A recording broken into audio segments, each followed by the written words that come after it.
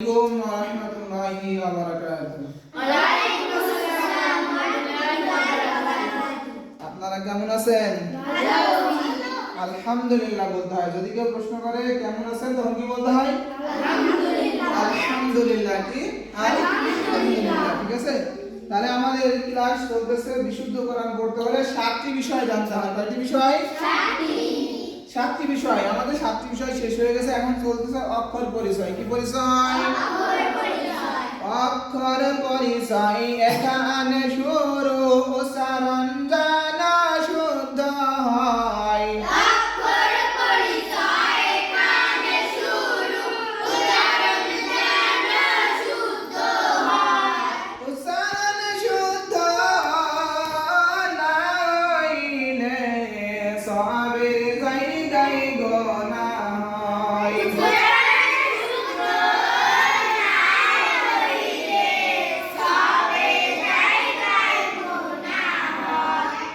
উচ্চারণ যদি শুদ্ধ না হয় সওয়াবের জায়গায় কি হবে?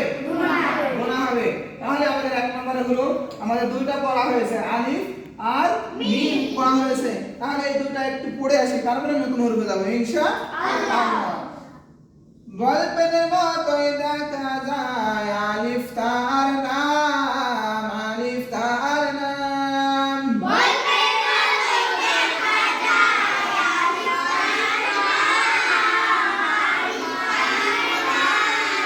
গল্পের যদি না থাকে খাড়া দাগের নিচের দিকে ডানে ডান, আলিফ তার নাম, আলিফ তার নাম। গল্পের যদি না থাকে খাড়া দাগের নিচের দিকে ডানে ডান, আলিফ তার নাম, আলিফ তার নাম। আলিফকে কখন হামজা বলা হয়? আলিফকে কখন হামজা বলা হয়? হারকাত তানবিন সুকুন থাকলে আলিফকে তখন হামজা বলা হয়। হারকাত তানবিন সুকুন থাকলে আলিফকে কখন হামজা বলা হয়? হামজা উচ্চারণ কেমন হবে? হামজা উচ্চারণ কেমন হবে? হামজা হলকের শুরু হতে শক্তভাবে আদায় হবে। হামজা হলকে শুরু হবে শক্তভাবে আদায় হবে। হামজা জবর আ, হামজা জবর আ, হামজা জের ই, হামজা জের ই, হামজা পেশ উ, হামজা পেশ উ, আ ই উ। আ ই উ। দাদুর লাঠির মতোই দেখা যায়। দাদুর লাঠির মতোই দেখা যায়। তার নাম মিম, তার নাম মিম। তার নাম মিম, তার নাম মিম। দাদুর লাঠি যদি না থাকে, দাদুর লাঠি যদি না থাকে, গোল সিনের বামে টান, তার নাম মিম, তার নাম মিম। গোল সিনের বামে টান, তার নাম মিম, তার নাম মিম।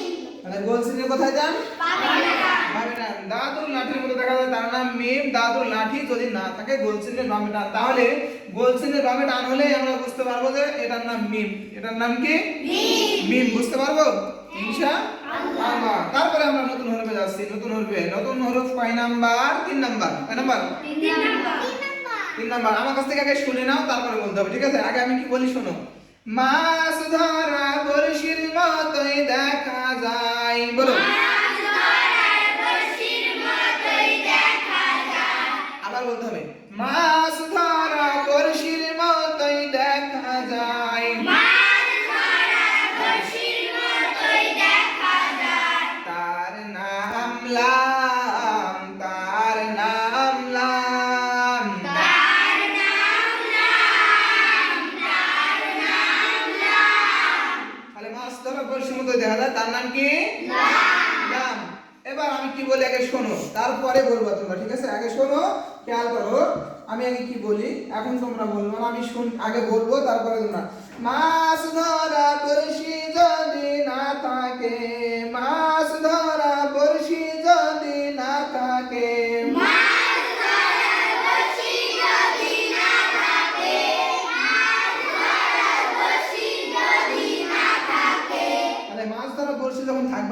কিভাবে চিনবো সেটা বলতেছে। এবার শোনো আগে, তারপরে মাছ ধরা বড়শি যদি না থাকে, খাড়া দাগের নিচের দিকে বামে টান।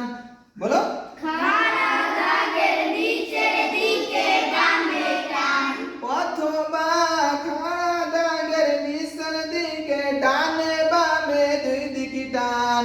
অথবা খাড়া দাগের নিচের দিকে ডানে বামে দুটোই টান, অথবা খাড়া দাগের নিচের দিকে ডানে বামে দুই দিকে টান।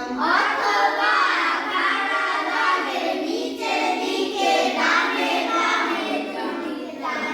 তার নাম লাম, তার নাম লাম। তার নাম লাম, তার নাম লাম, তাহলে তার নাম কি? লাম। লাম। তাহলে লাম, লাম হরফটা আমরা বুঝলাম। আগে হরফ পড়ে যায়, তারপরে 4 নাম্বারটার নাম কি? নুন, নুন। নুন কি? নুন। নুন। আমরা চাঁদ দেখার জন্য পাগল হয়ে যাই কোন সময় বলো তো? ঈদের দিন, তাই না? ঈদের দিন বছরে 2 বার চাঁদ দেখে, কয়বার? দুইবার। 2 ঈদে, তাই না? জি। 2 ঈদে চাঁদ দেখে, তাই না?